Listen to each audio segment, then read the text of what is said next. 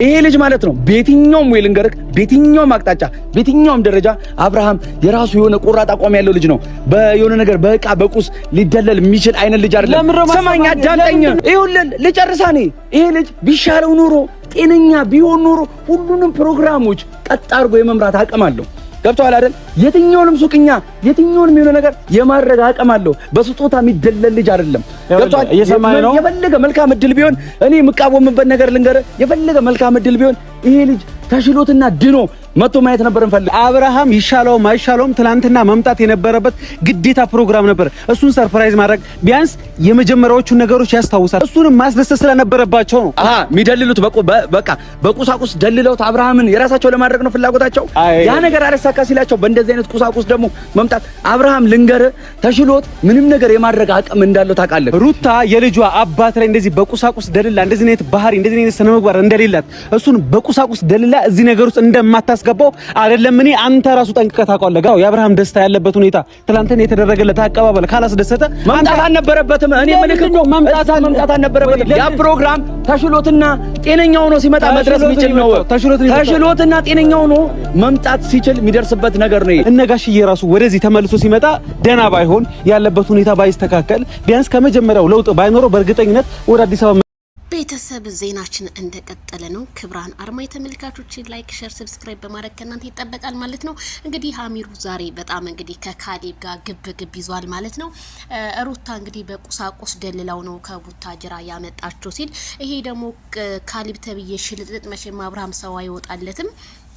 አይ ተሽሎት ነው ከቡታጅራ የመጣው የምትለው እናንተ ይሄ ከቡታጅራ መጣ አልመጣ የምትል ልጁ ከቡታጅራ መቼ መጥቶ ነው መቼ መጣ? የውሸት ወሬ የውሸት ፋብሪካ ናችሁ እናንተ። በጣም ነው የምትገርሙኝ። አሚሩ ግን ከማይክል ጃክሰን ጎን ሲያጨበጭቡ የነበሩ ሰዎች ከዳ ሲያደርጉት አሚሩ እስካሁኗ ሰዓት ድረስ እየተጋፈጠ ነው። አሚሩ ሳናመሰግን አናልፍም። ዳኒ ሪያል ሾም እንደ በፊቱ አይደለም። ለምንድን ነው ግን ይሄ ነገር ጥያቄ ፈጥሮብኛል። ሩታ ደስታውን አክብረን ከዛ በኋላ እንዲሄድ ነው የምትለው ካሌብ። ሲጀመር የተጣላ ሰው እንዴት የሰውን ደስታ ያከብራል? እኔ አንድ ሰው ጥላት የሆነው ከኔ ጋር ኬክ እንኳን ኬክ እንዳከብር በስሬም እንዲገኝ አልፈልግም። ይሄ ልጅ ድኗል የምትለው በምን አየን? ትናንትና ፈገግ ሲል ነው እንጂ እንደዚህ ሲስቅ ወይ አመሰግናለሁ ብሎ እንኳን ኦዲየንስን በእናንተ ነው እዚህ ደረስኩ ብሎ አብርሃም አንድ ፍንጭ የሰጠው ነገር የለም። እስኪ እናንተ ፍረዱ።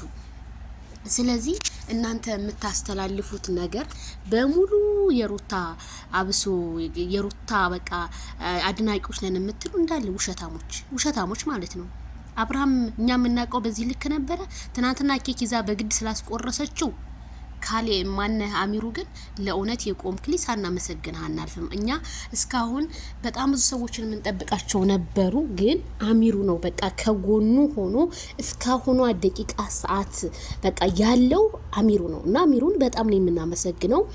ቤተሰብ ህዝቡ በጣም በጉጉት አብርሃም ዛሬ ደግሞ ምን ሊል ነው ብሎ ምላሹን እየጠበቀ ስለሆነ እኛም ምላሹን እንጠብቃለን። ከሩታ ጋር ሊኖር ነው ምናምን እየተባለ በጣም ብዙ ቪዲዮዎች እየተዘዋወሩ ነው። እንግዲህ የሷም አድናቂዎች ግን አብሮ መኖር ማለት ብዙ ጥያቄ አለን እኮ እኛ አሁን እስኪ የዛሬውን እንብለን እንጂ ብዙ ጥያቄዎች አሉ። ከዛ በኋላ እንፋለማለን ሁላችንም። እንዴት ነው አመጣጣቸው? እንዴት ነበር አመት ሙሉ የተፋቱ ሰዎች ዛሬ ባንዴ ተገናኙ ቢባል ማንም አያምንም፣ ሊያምንም አይችልም። ስለዚህ ተረጋጉ። ሄርሜላም እኮ ሰው ናት፣ ሴት ናት አይደለ? ሴትነቷን የምታስከብርበት የምትናገርበት ቪዲዮ አለ፣ ብዙ ነገሮች አሉ። ስለዚህ አብረን እንጠብቅ እላለሁ። ምሽቱን ላይክ በማድረግ ቤተሰብ ይሁኑ።